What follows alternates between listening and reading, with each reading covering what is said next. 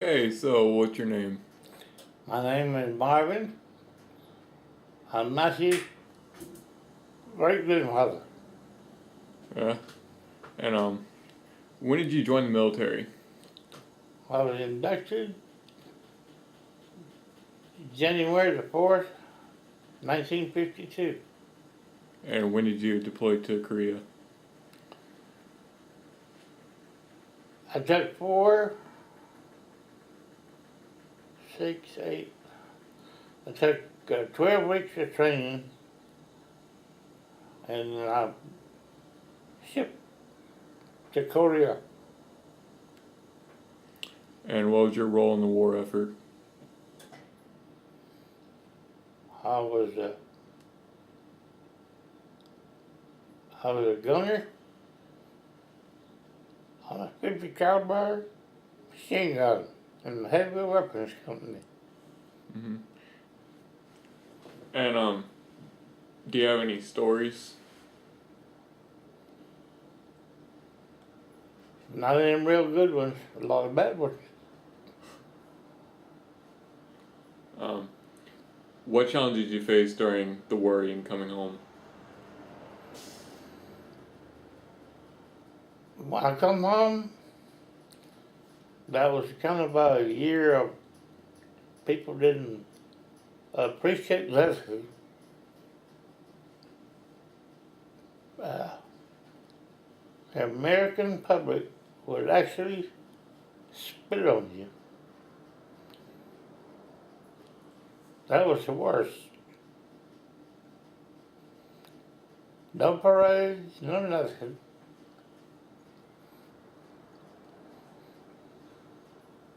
What else would you like to know? I drink a lot. I couldn't get nothing out of my mind. What medals were you awarded? Well, we awarded a few citations, uh, some recognition from the Korean people, uh, and now they called that a police action for a long time. They finally decided to start calling it a war. Uh, I was in Korea about 2 months. I was promoted to private first class. About 2 months later, I was awarded corporal, and then about 6 to 8 weeks later, uh,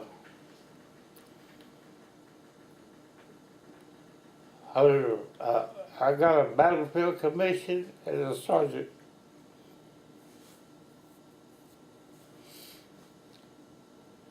And I had a crew. There was 3 of us. We had 50 caliber machine gun. We had a assistant gunner and an ammo bearer.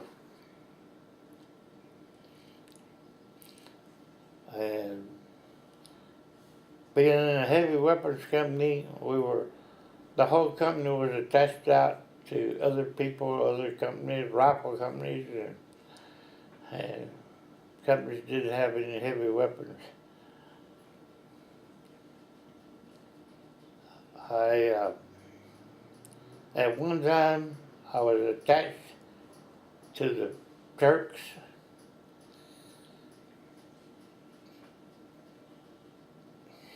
and they're bad people. Yeah, they like to fight hand to hand, but not me.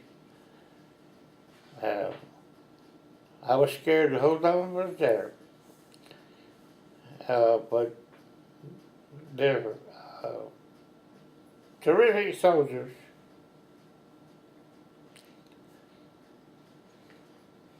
Uh, well, that's about it. I mean, as far as Then I was transferred back to my company, and then I was transferred up again on the front line. Well, I stayed till I come home. It was, it was a terrible thing that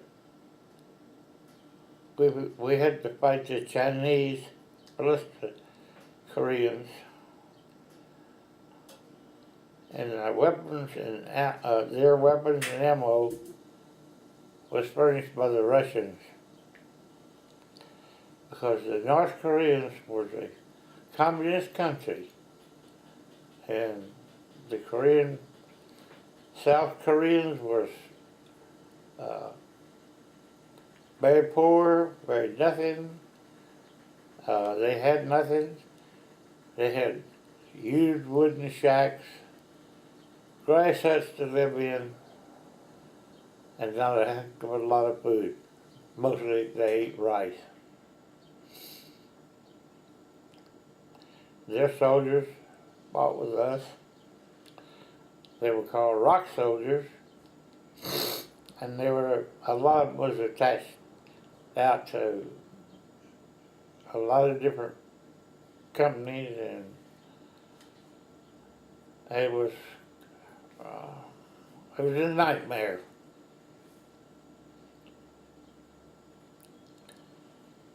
And the North Koreans was really bad when they captured somebody. We had go on patrol at night. We didn't carry no rank with us. We had no patches. Our dog tags were taped so they wouldn't rattle. And it was just a nightmare is all it was. And we had to keep radio silent unless we got in a skirmish with their patrols. We was issued crickets, some ash. There's one here. If you ran onto somebody and you couldn't really tell who they was, you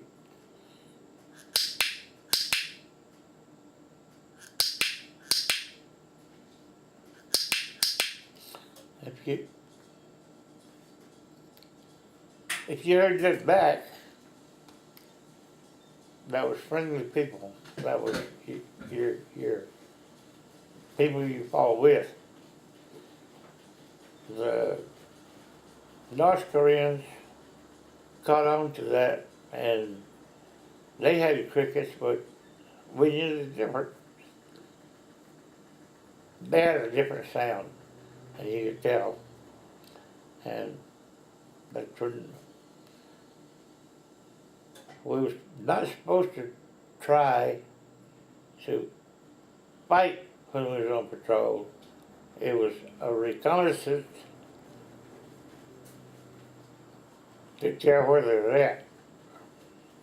So when we got away from there, we could call in, got back to the company, we could call in big fire on them, or call in the Air Force to drop napalm and shoot from the airplane and get as many as they could away from us. We sometimes had to take a hill, and at night and the next day we'd have to retreat and go back to our lines.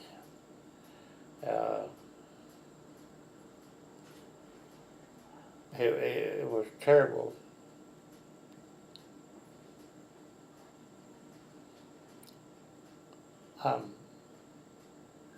I'm proud I had to do. I did what I had to do.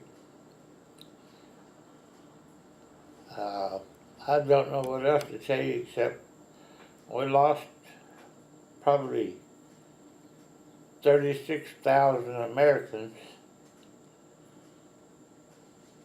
and I'm thinking the count was about 10, 15,000 wounded. And that's not counting the other countries that was helping us. We never got a count on them. Don't, I don't know how many there was, wounded or lost. But we had several other countries helping us because we wanted to free or keep free the South Korean people from being communist. And that was our job. We had to help them, they needed help, and keep them out of this country as much as we could. And it wasn't real good.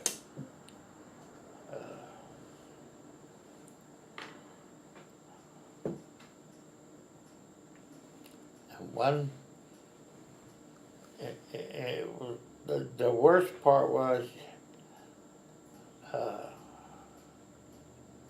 you have buddies and they were killed, and you wondered right beside you, and you wondered why them instead of you. But that's the way it is. I was blown off an ammo trailer, landed on ammo boxes on my back, and they sent me back to medic. They taped me up and sent me back to the line. That's how crucial it was for me to be up there. We had support from mortars, cannons. We had ships sitting off in the bay that could reach to the north.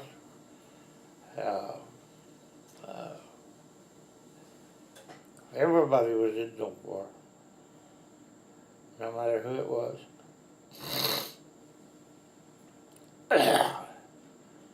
I think we had probably 6 different countries in that war helping fight communism.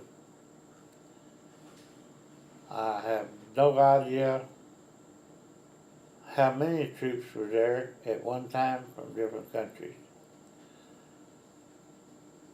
But probably for every North Korean that was taken out, there was probably 20 Chinese soldiers there helping the North Koreans. Those Chinese, they were a communist country, and they wanted to run but communists wanted to take over South Korea, make it a communist country.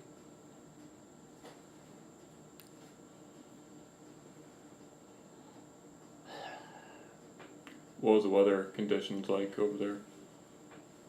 They had 3 seasons.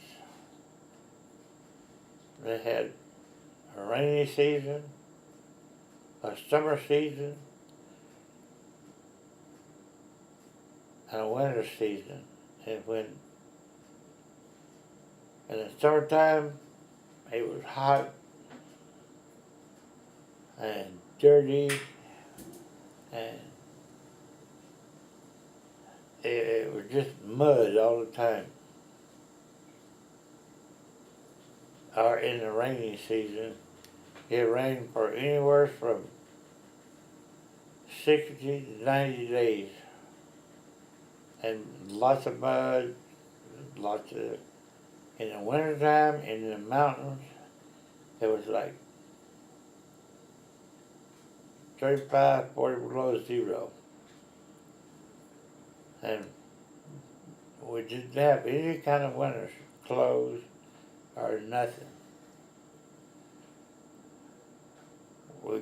We took our steel helmets off and built fires in them. Take our shoes off to warm our feet. We used anything we could stuff down our pant legs and our sleeves that would help keep the cold off. We ate lots and lots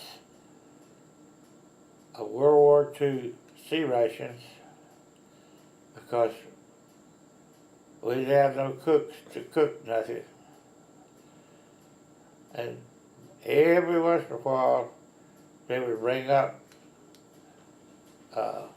powdered eggs, powdered milk, and we get to eat that. In the rainy season, you had to lean over your mess kit. We all carried our own mess kits, and you had to lean over if you had hot food to eat to keep the rain out of it. On it. Sea rations, we got them pretty often, but sometimes when we were moving up and you run out, we didn't have anything. We might go 2 days without eating anything. The rock soldiers, they most of the time had sea rations with us, but when they didn't, along the way, the South Korean people that lived out in the woods and the mountain in their grass huts and stuff would pass out rice cakes, and we'd get some of them. Or you go through a village and in the summertime, and they would have dried fish hanging on clotheslines. And of course, most of you guys couldn't eat that, but the rock soldiers would grab it off the line and stuff it in their jackets, and they eat that.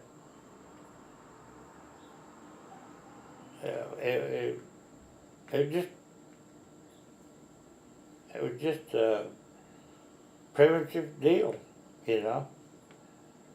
There's nothing we could do about it except keep going. We finally ran the North Koreans back to the 38th parallel, and that's where we stopped, dug in, and that's a split line between the North Koreans and the South Koreans. We fought them all the way back from the ocean in South Korea, all the way back. And then after I come home, the war ended, and they called the truce at the 38th parallel. What else? Do you mind explaining what exactly are sea rations? Sea rations, everything comes in a can. It had 4 cigarettes in a pack. Usually had a bar candy, and it had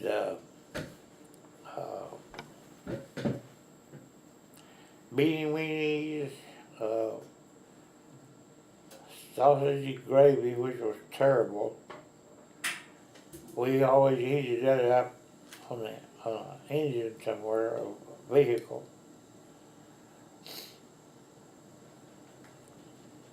And one time they had the 45th, they pulled them off the line because they were having more than they could handle. And we traded places with them. and it's supposed to be a big secret move. It took, we had to move at night with no lights, no nothing.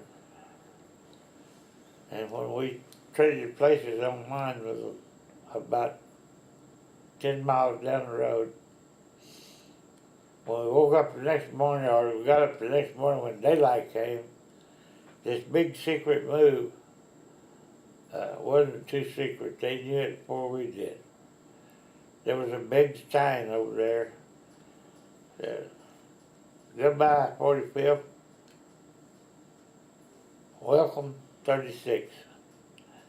And that was a big letdown because of the supposed to be the big secret move that had to move on the roads at night because they had the roads. They knew exactly where they was, and they'd blow us up and the trucks and everything else that ran that road. And that was a terrible thing to find out there. They knew it before we did. I don't know how, but they did. What do you think would happen to South Korea if you didn't intervene? They would be like North Korea. All the people would be very, very poor.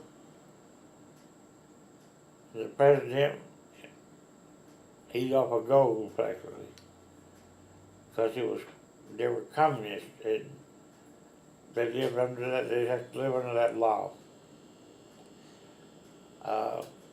I do have at the end of this of South Korea now, a picture of South Korea now. But I don't. Well, they could have. Well, they've just been like North Korea.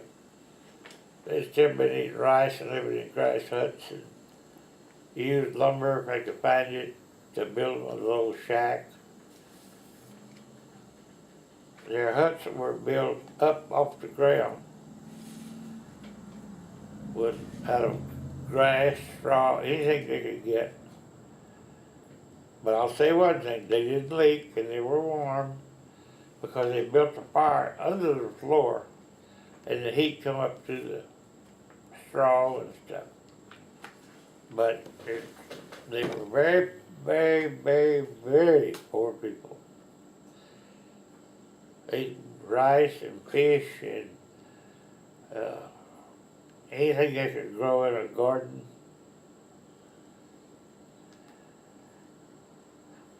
And it was terrible for them and us. Some people lost their feet from frostbite.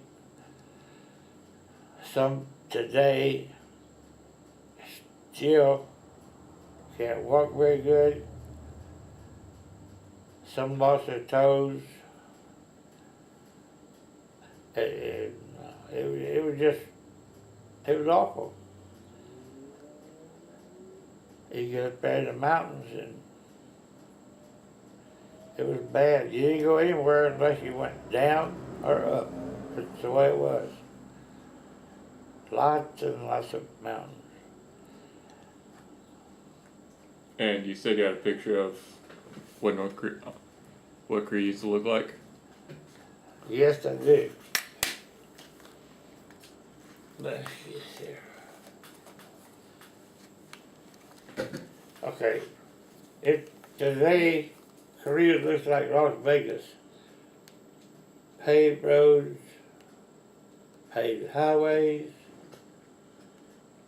restaurants. It's very, very up now. But when I was there, it was like, where is it? This is one. I can't find them now. Papa. But They're right here. yeah, I know that. But you can take my word for it. It was like in this country back in the 1800s or something. It was just nothing. But this right here is what it looks like today. Looks like Las Vegas. I have another picture here if I can find it right quick for you. And it's just a driving. Oh, here, turn that back. What's this? Oh, that's that paper. If I can find it right quick. Well, here's a shot of what some of them lived in. Used wooden, anything that make a house out of for 4 or 5, a man and wife and 4 or 5 kids. And if you give me just a minute, and here is the map of Korea. And 38th parallel is here. Oops. And after that, this is all communist up here. After that was down here, and there was a free country down there, like we are here, but poor, very poor.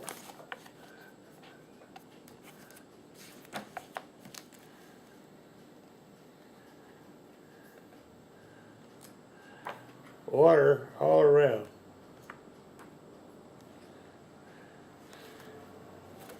Here you can see the highways and South Korea now.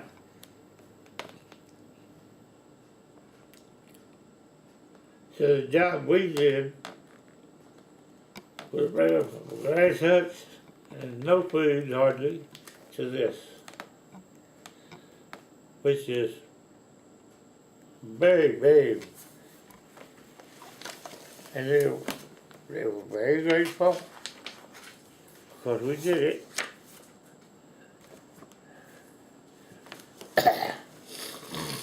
Here, you can see ocean all the way around, all around South Korea here. And this is part of what it looks like today. And that's what it used to look like. yeah. And there's also, I should have had markers in here for you, but I didn't.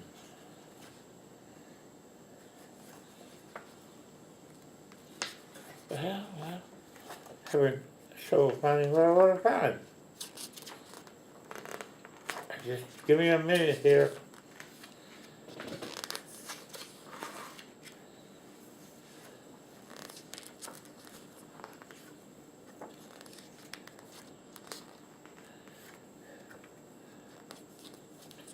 They've been, you see now, before you saw the water and there was no ships or nothing, and now that country produces lots of stuff. And there's all this shipping deal. In the same place you saw a while ago with a lot of water.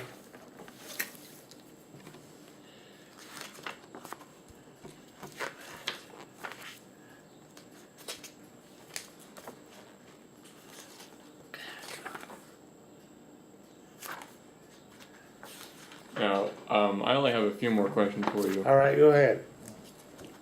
How often do memories of Korea haunt you?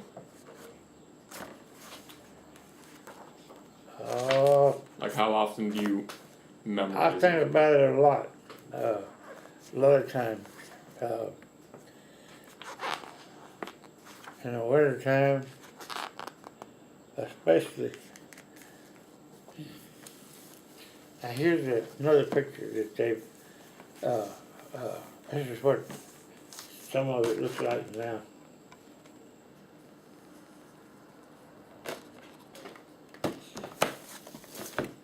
And believe me, the South Korean people, they today recognizes what was done for them.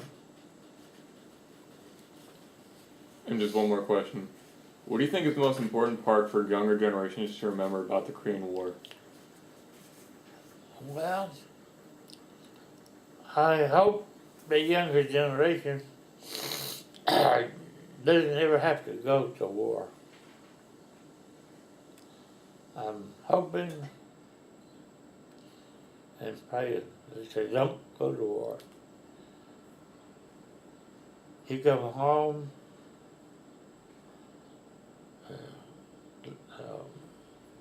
it's like a bunch of our soldiers now come home with PTSD, and it's not good.